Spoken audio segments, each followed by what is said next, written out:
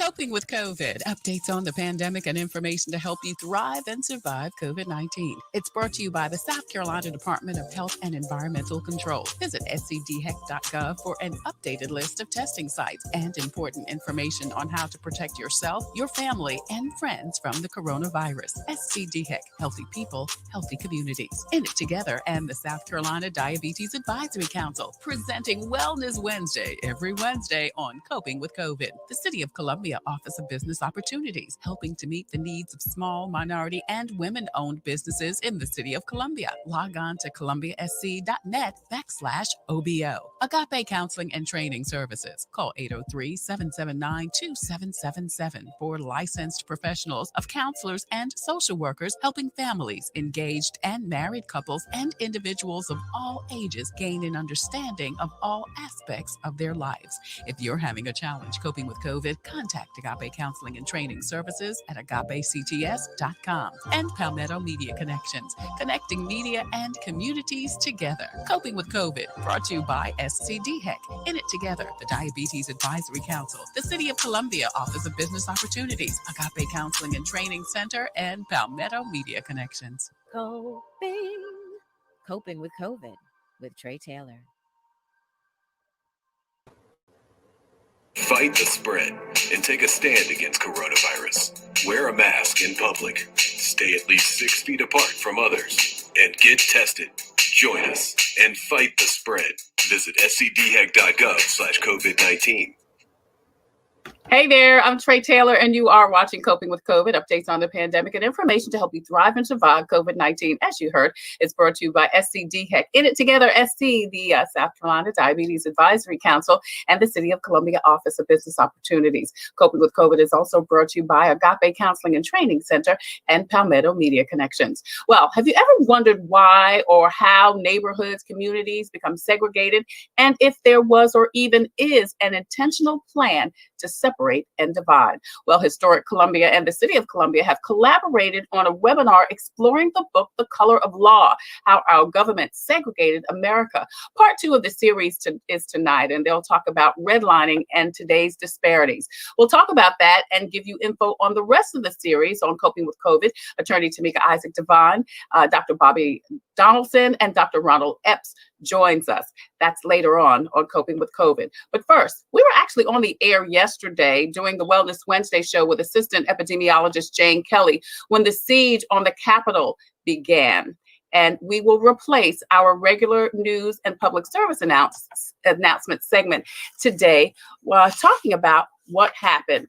Award-winning Washington, D.C. based journalist Jamila Bey joins us, the speaker and writer whose specialty is race, politics, science, and health and family policy. And the First Amendment has been featured in the New York Times, Washington Post, BET, and she's worked extensively at NPR, writing and producing shows like All Things Considered, Morning Edition, Tell Me More, and Talk of the Nation. All some of my favorite shows, Jam. I'm such a big NPR head. But thank you so much again for joining us today.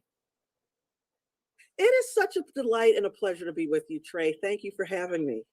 Absolutely. You're in DC. What was going on from your end? Are you near the Capitol?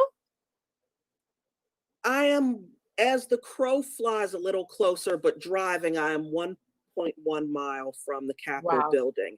And I could hear a lot of what was going on. I could not see. So I heard the helicopters, I heard boom, boom, boom.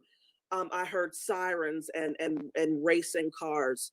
You know, I was watching the live streams on the social media from some of the people who were actually participating in the terrorist insurrection.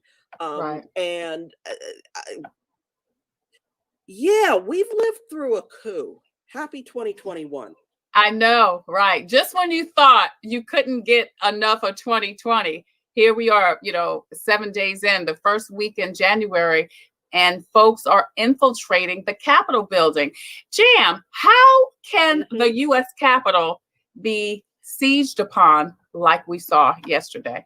And we're looking at some of the images from yesterday. Well, yeah, here's what we need to recall. let's go to the Disney Channel. I have a young child, and I like to explain things in easy terms. When Hannah Montana was on stage singing, nobody said, "But where is Miley?" Of course, Miley Cyrus is the actress who is Hannah Montana, right? Montana, the singer who had this secret teen identity. Yes. We saw the Capitol officers opening wide those barricades, saying, "Come on in, y'all, yeehaw."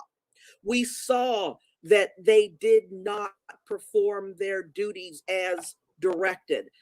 They let these terrorists in. They let these traitors in. Which is a whole nother conversation.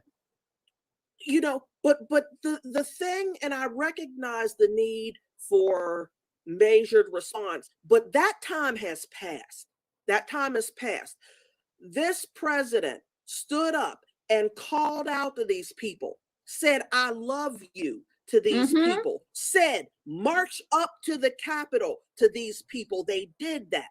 They interrupted the legal, but ceremonial transition of power. They made sure to interrupt so that the House and the Senate could not formally recognize the results of the peaceful, legal, accepted election. That's like I marry my boo, and it's like, "Oh honey, it's COVID. Let's just go to the justice of the peace."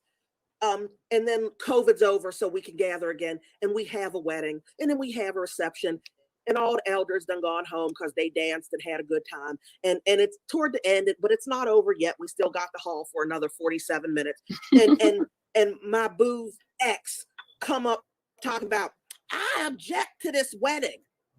I object to this marriage." And it's like, whoa, you didn't object at the justice. Don't matter that you did. We're legally married. You didn't object at the wedding, at the part of the wedding when they said are their objections.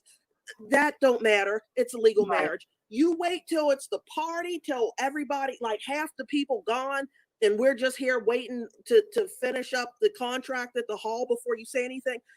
This election was free, fair, and confirmed.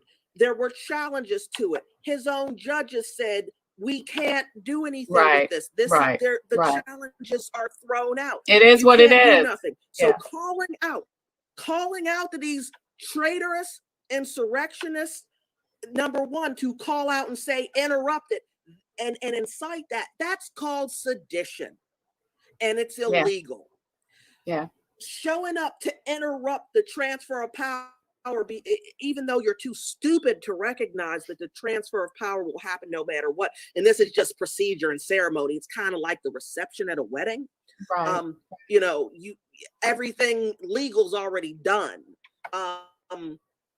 This showed the world all these dead Black people at the hands of police. You know what? I'm not even going to talk about police. I'm going to talk about Capitol Police. Remember, 7-8 years ago, the woman that made a wrong turn and was driving away from the Capitol, who got shot to death by Capitol Police in front of her baby in the car. She was driving away. She wasn't a threat. She was lost. I have lived in this city for 21 years. It'll be 21 years come Memorial Day.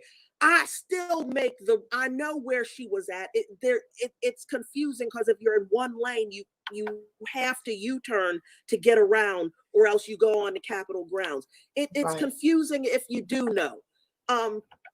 We watched them selfie with these traitors. We watched them welcome as guests these traitors into the house of power. We watched at least one officer run like it was 3:14 and the bully said, "Meet me at the flagpole." We watched an officer run away rather than draw his weapon. Okay, we see this and the world goes, "But you Americans, I thought you had to shoot everybody. You like to shoot Black folks."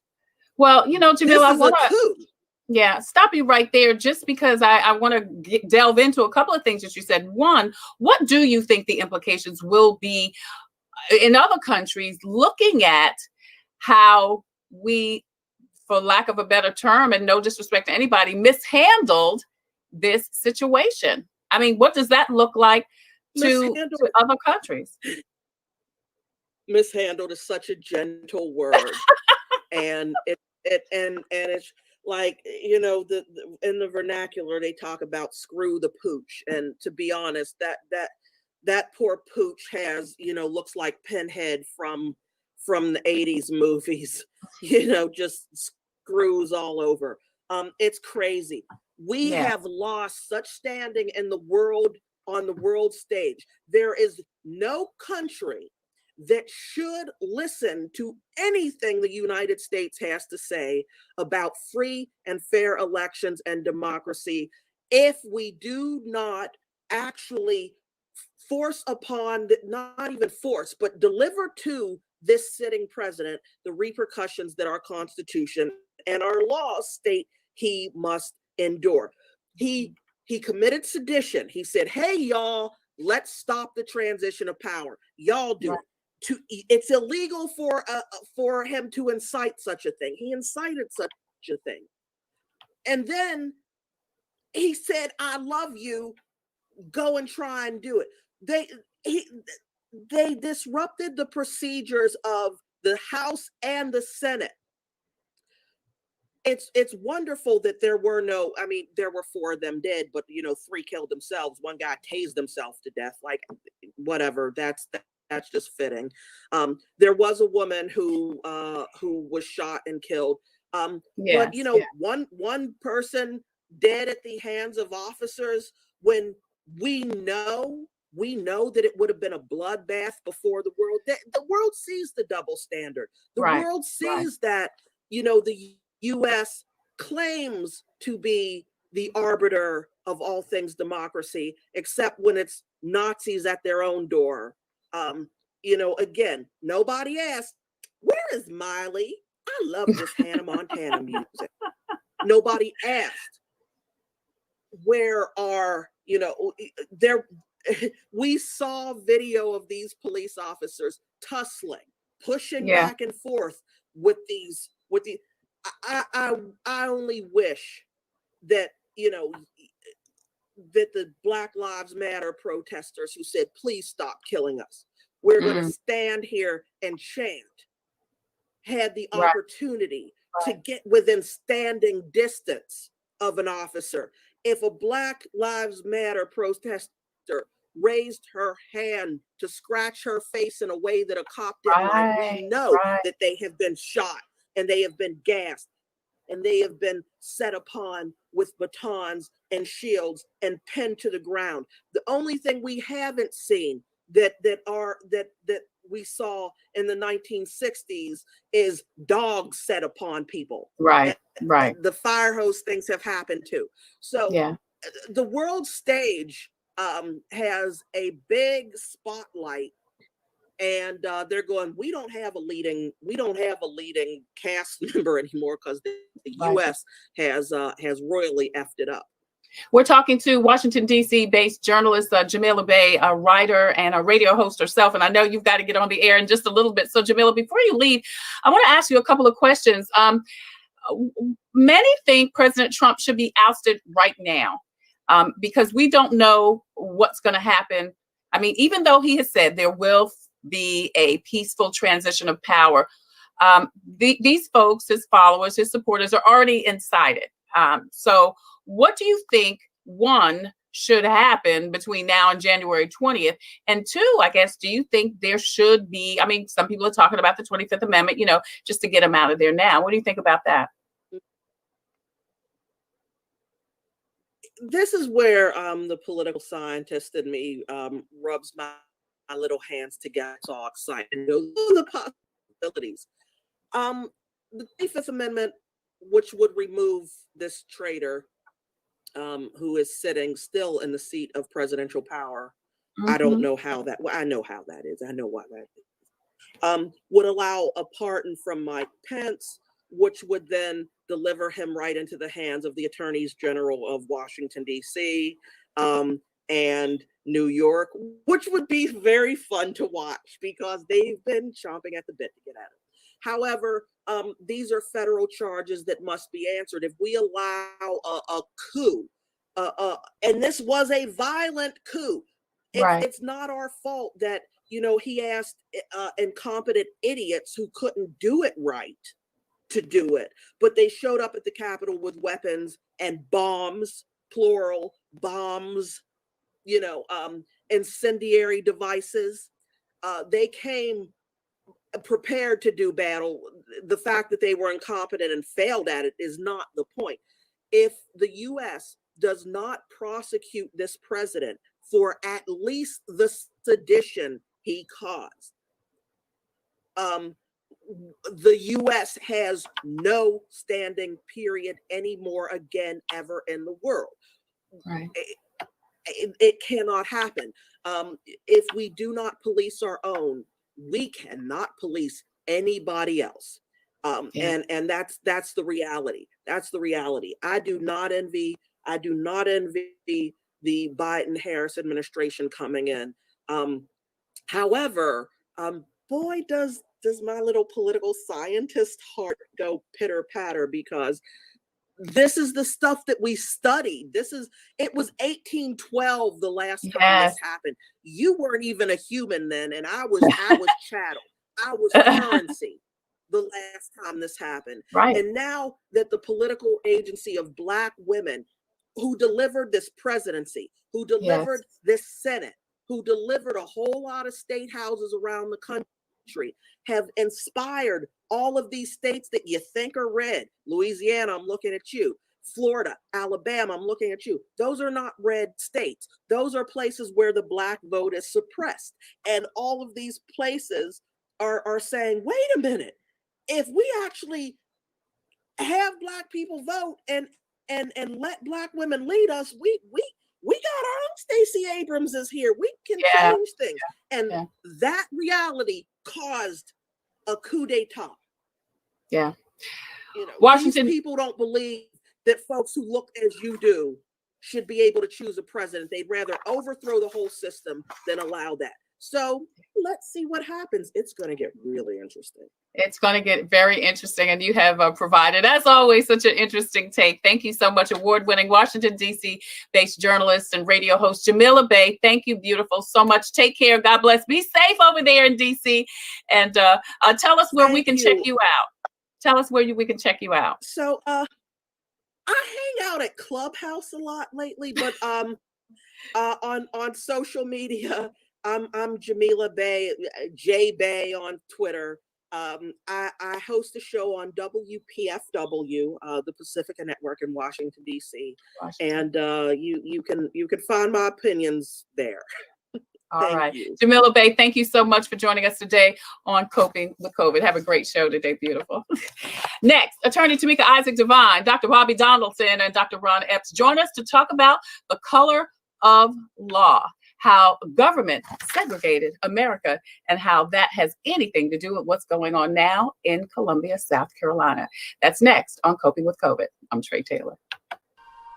Coping with COVID, updates on the pandemic and information to help you thrive and survive COVID-19. It's brought to you by the South Carolina Department of Health and Environmental Control. Visit scdheck.gov for an updated list of testing sites and important information on how to protect yourself, your family, and friends from the coronavirus. SCDHEC, healthy people, healthy communities. In it together and the South Carolina Diabetes Advisory Council, presenting Wellness Wednesday every Wednesday on Coping with COVID. The City of Columbia Office of Business Opportunities, helping to meet the needs of small, minority, and women-owned businesses in the City of Columbia. Log on to columbiasc.net/OBO. Agape Counseling and Training Services. Call 803-779-2777 for licensed professionals of counselors and social workers helping families, engaged and married couples, and individuals of all ages gain an understanding of all aspects of their lives. If you're having a challenge coping with COVID, contact Agape Counseling and Training Services at agapects.com. And Palmetto Media Connections,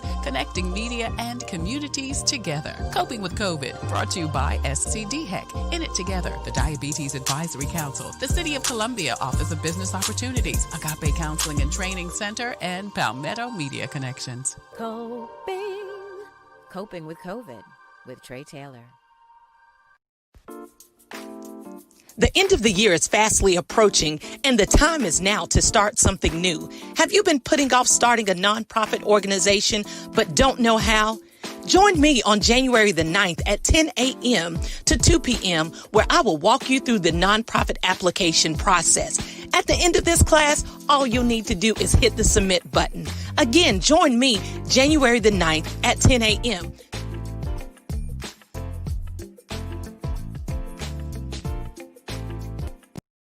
People will be able to look 100 years from now. They will know how we got over. This makes it even more important that we shine this light. Part of it also wasn't the fact that we couldn't have the physical graduation, but I also couldn't celebrate with my family out of town. For me, I feel like this is a new normal. This is not going away anytime soon, I don't think. Anything that's happened before can happen again. And the same thing is at play with this virus. You know, we are no longer in a building, and we've talked about church being, with us, in us. Have you traveled abroad late in the past 6 months? We were trying to trace it back as early as November.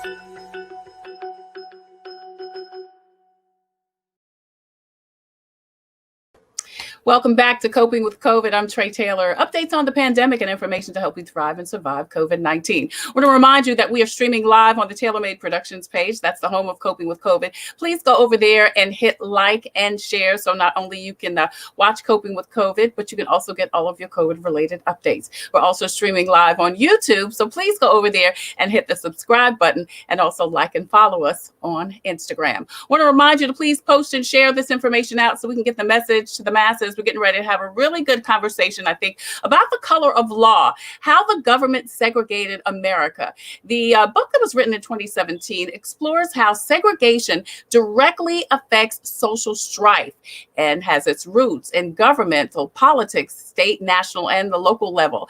The City of Columbia and Historic Columbia are delving into the topic and how it relates to us here in Columbia, South Carolina, with a 4-part webinar. Tonight, Part 2 specifically addresses redlining. Attorney Tameika Isaac Devine, City Councilwoman, joins us to talk about that, along with a historian and a USC professor, Dr. Bobby Donaldson, and retired educator, Dr. Ron Epps. Thank you all so much for joining us today. I appreciate it. Thank you. Absolutely. So, Tameika, I want to ask you first, why was this an important conversation for the city to even bring up and have on a public forum? You're on mute. You muted yourself. Okay, thank you.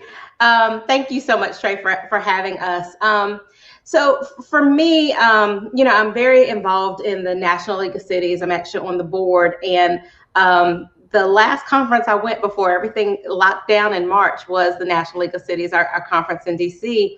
And when we were in DC, we were talking, and it was suggested that every elected official read this book. As you mentioned, it's not a new book, but we have really at National League of Cities been looking at how race and equity impact our cities and our ability as city leaders to understand how that affects us as we want to grow our cities and provide a great constituent service.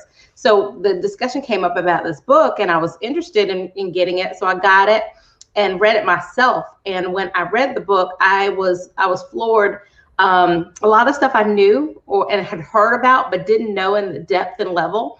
But look at it as a city leader, I looked at it in a different lens. I just looked at, wow, a lot of these things are not just, was it intentional what the government did to our communities, but we still see those effects today. And so then fast forward to the summer when there was the riots and protests, or the protests and the murder of George Floyd, and having a lot of conversations. You and I have conversations on Facebook, and you see some of the stuff, and I was kind of taking in a lot of what people were saying. And part of what I was thinking about was the fact that, people want, they want other people to redress issues, and, they wanted to have a conversation around defunding the police. There was conversations about, not investing in certain communities. And what I was looking at from a city perspective is to understand what we need to do to address all of these things we see today. We have to understand our history to understand it wasn't intentional, but also that we didn't get here overnight. And so we've got to be intentional on the things that we suggest moving forward. And so I reached out to Dr. Donaldson, Historic Columbia, and others, and just presented this idea that I thought that this would be a great book to have a community book conversation about, and we decided, we came together, and it just evolved into there to this series. And so what I'm hoping that it comes out of it is that, number one, people are educated about our history here in Columbia and understand why we might have food deserts, or why certain communities don't have sidewalks or don't have investment, but also what we need to do collectively to make some decisions regarding moving forward if we're truly going to have an equitable city where everybody can survive and thrive to their fullest potential. Yeah. So, Dr. Donaldson, you're a historian, one of the leading authorities on everything. So what are the specific policies that attributed and still attribute to segregation? So part of what's exciting about this particular book is we know the era of Jim Crow and we know the era of segregation, but how do we get there? How are these inequities created? They were legally done, and part of what Rothstein does brilliantly is to, in many locations across the country, to speak about how certain communities became all Black or colored or Negro and adversely impacted by segregation. And one of those methods that he examines closely is what we call redlining. How certain regions, certain areas, certain quadrants of the city are marked as undesirable, literally. And when you're marked undesirable, you get few resources, limited infrastructure, underperforming schools. You cannot live where you want to live. You cannot raise your children where you want to raise them. And so he documents that thoroughly. And so what was amazing when Councilwoman Devine contacted me, for years, I've worked on helping to document Columbia neighborhoods. Yeah. Wheeler Hill, Ward 1, Seaboard Park, Arsenal Hill. And we talked to people about their memories of living in those areas and being displaced, being removed. But it never dawned on me until more research, in particular with this book, about how that process emerged. I know how it ended. How did it begin? And so when you look at maps of the city, of housing districts, there are certain shadings of areas around Columbia, and certain areas are marked undesirable. They get a certain grade. Right. And sure enough, can I jump in here for a minute? Undesirable for who?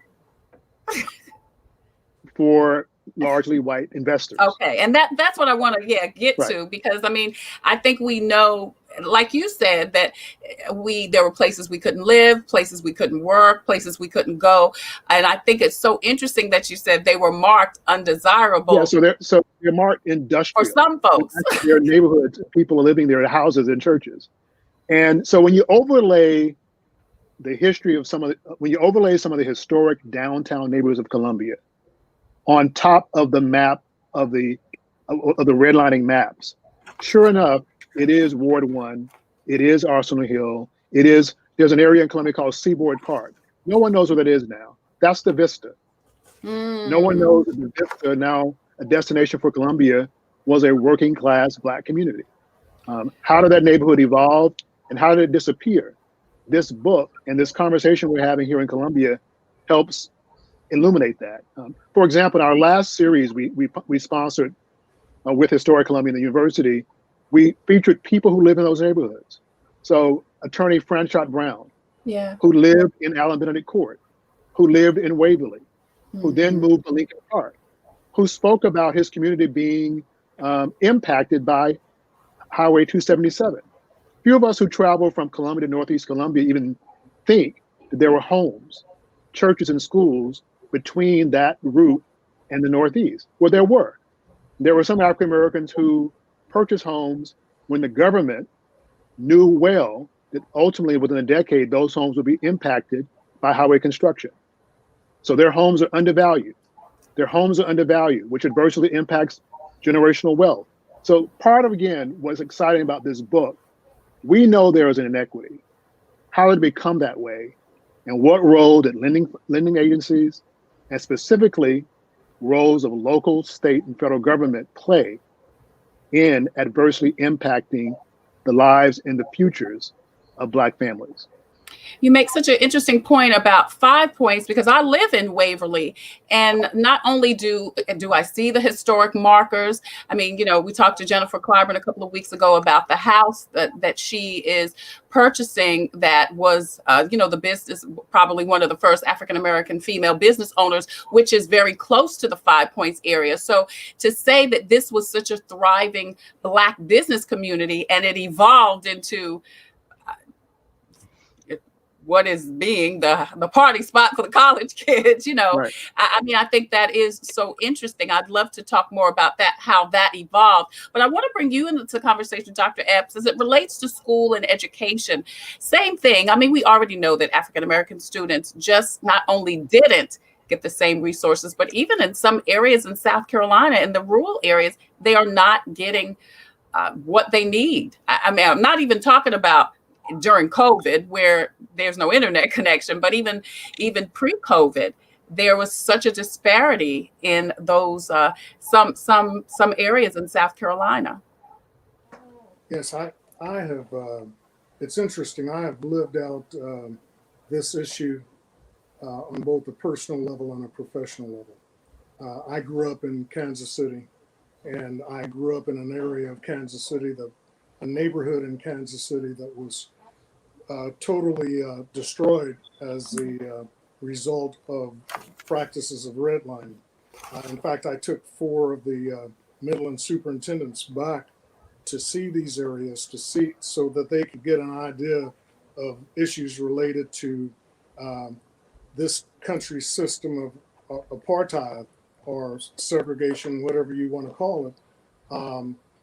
But then on a professional level, having worked in 3 different states and having worked in urban school districts, large urban school districts that had significant issues of legal issues with desegregation, I saw that play out not only in the difficulty of getting resources to the schools that needed additional resources the most, but playing out also in the very issue of addressing quality in education.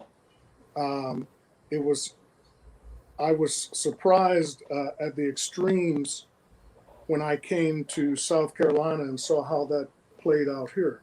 Yeah. The fact of the matter is, you need more resources where the problem is the greatest. People talk about equality of resources. The issue isn't equality of resources, it's equity of resources. Mm-hmm. Equity of resources means putting the most resources where you have the greatest need.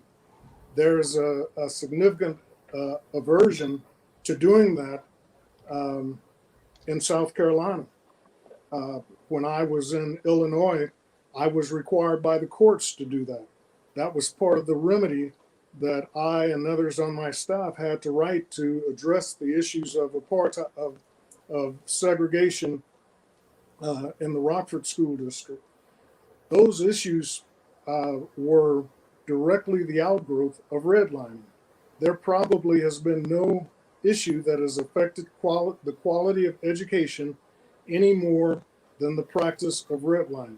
And there are many, many players that were instrumental in maintaining that practice as a legal practice. I used to have to distinguish a lot when I was talking to judges and lawyers in DSEG cases, the difference between de facto and de jure. Well, the reality is that these issues were such an ingrained part of the apartheid system in this country that it's impossible to separate the de facto issues from the de jure issues. Those issues, de jure is by law, whereas de facto is by reality, by matter of fact, not necessarily supported by law. In this country, they're so intertwined that it's almost impossible to separate them. So when you're dealing those issues that are represented as de facto issues of apartheid and of segregation are in essence supported by de jure actions, by governmental bodies, by courts, by law enforcement, by realtors, by developers, and it goes on and on and on. As a result, what you have is, and the Supreme Court talked about this in the Brown case, what you have is a system that's inherently unequal. And the difficulty of using equitable solutions as opposed to equal allocation of resources. In South Carolina, we're doing neither. We're not providing equitable resources, nor are we providing equal resources. Well, and I want to know a little bit later on in the conversation, as it relates to education, also real estate, and just, in general, what we can do. And is there something that can be done to normalize it? But first, I want to know what is happening specifically here in South Carolina, that redlining type of practices that is still affecting everyone, Black and brown, mostly, I guess, people now. Because we'd like to think, of course, Dr. Donaldson, that as we have gained our freedom and we can vote and we can live and work in any place we want to go, do anything we want to do, the thought process is, oh, it's okay, nothing's wrong anymore. These types of things are not happening. But that's just not true, correct? Well, drive around Columbia, drive around any major city or community, and you'll see persistent inequities. Some of which, as Dr. Epps indicated, are directly related to that long history. So yes, we're still coping. I mentioned earlier that one of the communities that I'm researching now and have worked for some years is an area called Wheeler Hill. Some of your older members will know, viewers will know where that is. But it's an area on Pickens Street between Blossom and Rosewood. It is now mostly part of the University of South Carolina campus. Well, it was an area marked in the redlining maps in the early part of the 20th century. Many of the people who lived in that community were renters. Some owned their homes. They were compelled to leave through this process called urban renewal. Some called it Negro removal. And those families were compelled to sell their homes, some below market value, at $10,000 in the mid 60s. Today, if you go to that community, a lot in that community is $100,000.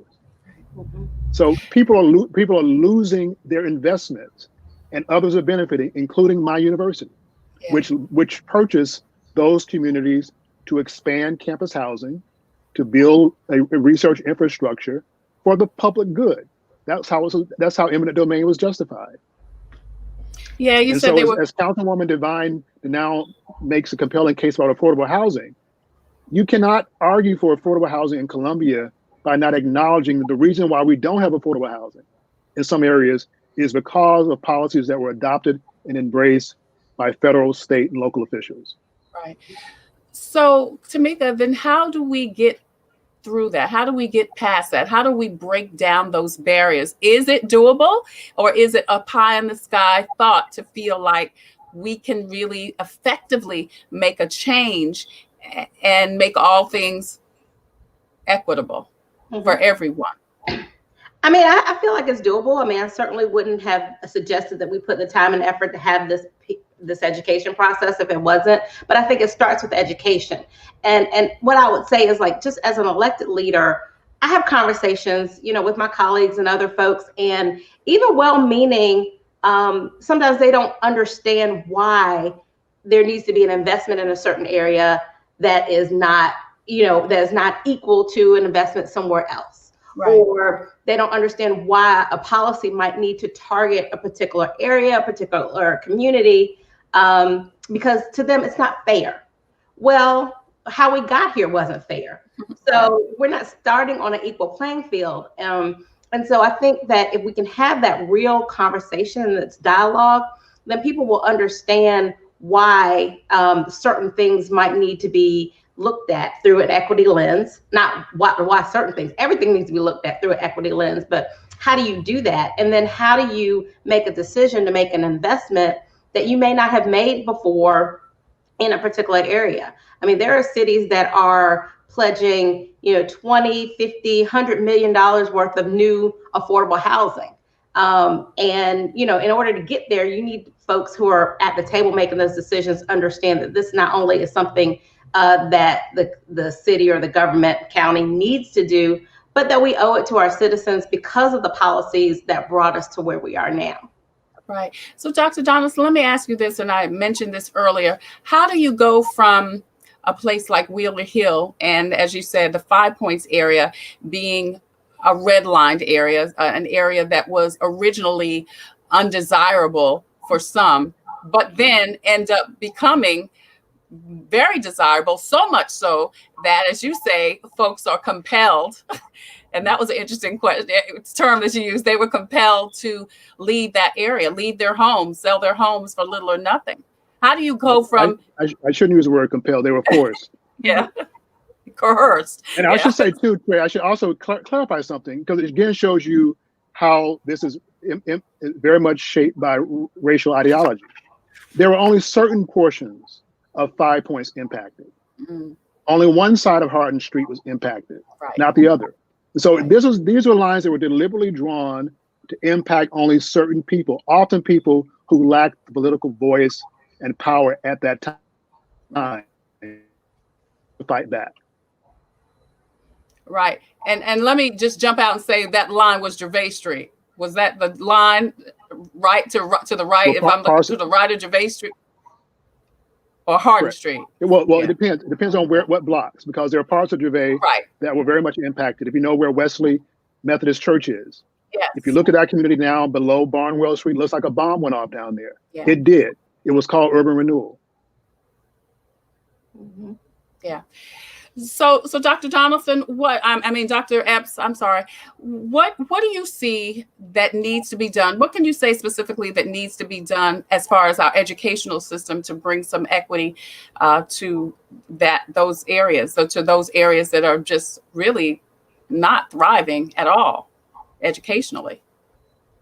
Because some of that's not just Black kids. I mean, obviously it's predominantly children of color, but there are some, I would imagine, other ethnicities in those areas, in those rural areas that are affected. I think you muted yourself again, Dr. Epps. The problem with this entire issue is it's almost counterintuitive, because everyone suffers except those who are profiting from these practices. One misperception is that these practices no longer exist. These practices are still going on. One of the things that came out recently nationwide is the fact that people of color, even with good credit, pay more to get credit than whites. That's right now. That's not a thing of the past. That's going on right now. And so what you have is a wealth gap that's perpetuated by historical issues in current practices. So one of the things that needs to be done is we need to look at, for instance, the way we assign teachers. Teachers with the most seniority and usually, and not as much here as in other places I've been, because unions don't have the power to get this, to do this here, like in Illinois and Kansas and other places I've been. But usually your most experienced teachers, your teachers with the most education, usually are in your schools that are your more affluent schools. We've got to put the resources where the needs are. We've got to supplement the advantages that are inherent to homes outside of the populations of color and populations of poverty. We've got to supplement those advantages. We've got to provide those experiences. Mrs. Devine and I work on a project in which we take kids we've taken kids all over the world to provide a supplement. Experiences count for a lot. And when you deprive kids of experiences that other kids are provided routinely, then you create a deficit, an experience-based deficit. So we've got to find ways, both through the involvement of the community, through the involvement of individuals, and through the strategies of the schools, to provide experiences that compensate in the schools for those experiences that are not provided in the home. That's one thing. Secondly, we've got to have an allocation of resources that's based to a significant degree on equity considerations rather than dividing up on cost per pupil. Our finance formula in South Carolina tries to do that, but it does a very poor job of ensuring that that's done. The third thing we've got to do, we've got to question some of our belief systems. One of the things that Dr. Donaldson helped Mrs. Isaac and I on, and some others in the community on, we took kids through a program that he was offering at USC that was eye-opening, not only to our children, but eye-opening to our parents, so that they could learn more about themselves, more about their culture, more about their history. So there are things that we can do to compensate, but it is not something that the school district can do alone. It's something that all elements of the community have to be invested in order to be successful. Right. And where are you in bringing all of those entities together for the education of our young people? Well, that's an interesting question, because I don't think we've done a very good job of that. We've had a think tank that's been working on the issue of synergistic leadership. How do you bring partners together, individual partners together, so that the whole is equal to more than the sum of its parts? Putting that another way, we can make 1 + 1 + 1 = 3. But if we align the right one with the right another one and the right another one, we can make that equal to 5. Right. So that our social problems, which are so significant, if our schools and our health community and our law enforcement community and our higher ed are all aligned, it creates a much more synergistic outcome, a much more powerful outcome than if any of those entities individually are trying to attack problems, the equity problems that we're trying to address. Right. Dr. Donaldson, Tameika said she feels like this can be done, this can happen. As a historian, do you see the light at the end of the tunnel? Well, the change can happen. I mean, it does, but I think people have to pick up the baton. Right. And I applaud Councilwoman Devine and Dr. Epps for what they're doing. And he said supplementing the education their students are receiving. I think that's critical. And I think this book and the conversation helps to do just that. One of the things to keep in mind is that there have been more studies about redlining in Columbia beyond Rothstein's book that showed very directly the connection between redlining and health inequities in Columbia, educational inequities in Columbia, criminal justice inequities in Columbia. So there's much more research and conversations for us to have. Councilwoman can tell you more in more detail. Right now in this city, there is a conversation and a debate and review of zoning practices in Columbia now. You have to approach that conversation with a historical mind. To what degree are these new policies, these new maps, are they remedying historic injustice or replicating them? That's an important part of the public dialogue. Right. All right. Great. Let me add one thing. Recently, I led a group to confront the state newspaper. And I want to call them out specifically because I think they did such a good job of responding and handling this issue. The media plays an important role beyond just reporting on the facts. They help shape the facts. And I was very concerned with biased reporting in the newspaper. and the way certain communities were covered or not covered. Right. We asked for a meeting that I quite frankly didn't think would be provided. We asked for a meeting with the executive staff at the newspaper, and it was provided. We raised our issues and we gave them 5 recommendations to address those issues. We don't have time to go over that now, but Brian Tolley of the state newspaper, within a month of having had that meeting and received those issues, had addressed 3 of those 5 recommendations that have been made. So we have to confront these issues. We have to confront them wherever they are, whether it's with the media, and it's not just the print media, it's the electronic media, it's all media. Media shapes public opinion, and public opinion shapes public policy. Right.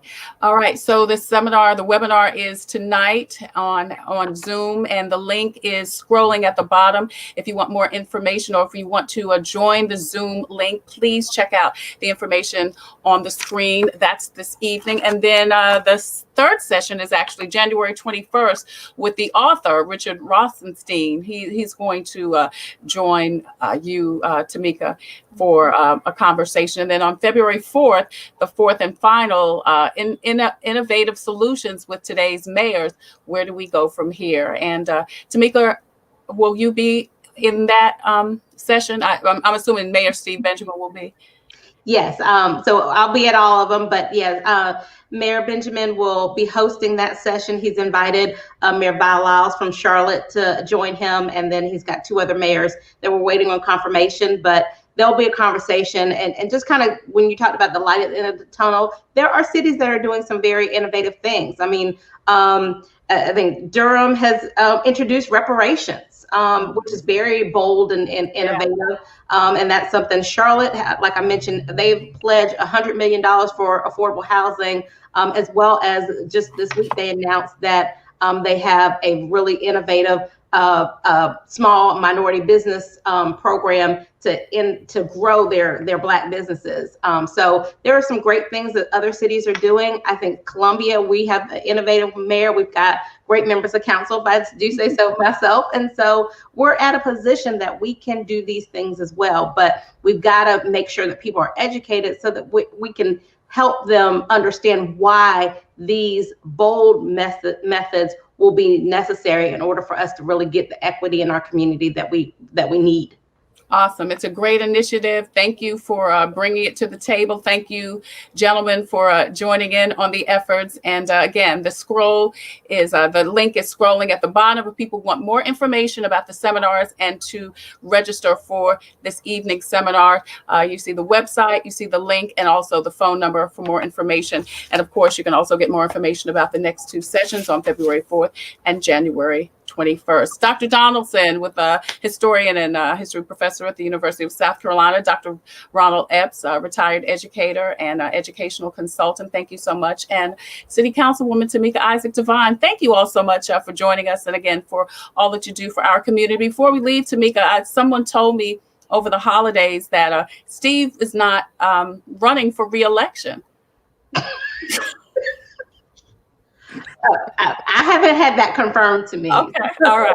And really, the question isn't about Steve; it's really about you. But I digress. And I could have picked up the phone and asked you that, but I just thought I would ask you in front of God and everybody. All right. Thank you guys so much for joining us. Thank you again for the work that you're doing in the community. Good luck this afternoon and with the rest of the series. A happy New Year. Thank you. Thank you. Thank you so much. All right, please continue to post and share this information out so we can get the message to the masses, because this is such an excellent initiative that Tameika has brought to the city, and definitely contact the City of Columbia or Historic Columbia for more information. Listen, thank you so much for watching Coping with COVID today. If you have a story or initiative that you would like to be featured on Coping with COVID, please head over to my Facebook page and inbox me. I'd love to feature you on Coping with COVID. If you have a product or service that could help someone cope with COVID, please email copingwithtretailer@gmail.com. And we will be more than happy to talk to you about being a proud sponsor, just like like SCDHEC, the City of Columbia Office of Business Opportunities, also Palmetto Media Connections, and Agape Counseling and Training Center. As always, I leave you with a reading from Jesus Calling. Today is January 7th, and Jesus says, it's impossible to praise or thank me too much. This is Jesus speaking. As it was written, I inhabit the praises of my people. Sometimes your adoration is a spontaneous overflow of joy in response to radiant beauty or rich blessings.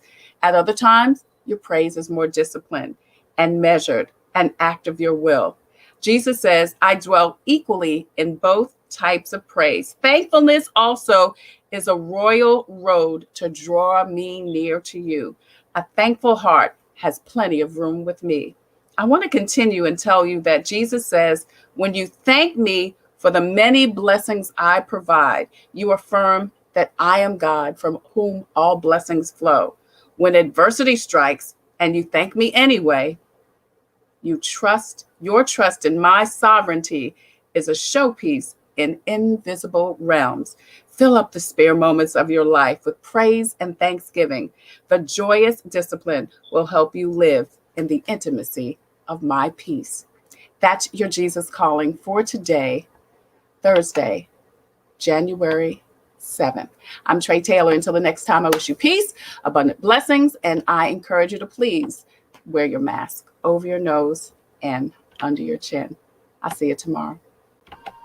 Coping with COVID. Updates on the pandemic and information to help you thrive and survive COVID-19. It's brought to you by the South Carolina Department of Health and Environmental Control. Visit scdheck.gov for an updated list of testing sites and important information on how to protect yourself, your family, and friends from the coronavirus. SCDHEC, healthy people, healthy communities. In it together, and the South Carolina Diabetes Advisory Council, presenting Wellness Wednesday every Wednesday on Coping with COVID. The City of Columbia Office of Business Opportunities, helping to meet the needs of small, minority, and women-owned businesses in the City of Columbia. Log on to columbiasc.net/OBO. Agape Counseling and Training Services. Call 803-779-2777 for licensed professionals of counselors and social workers helping families, engaged and married couples, and individuals of all ages gain an understanding of all aspects of their lives. If you're having a challenge coping with COVID, contact Agape Counseling and Training Services at agapects.com. And Palmetto Media Connections,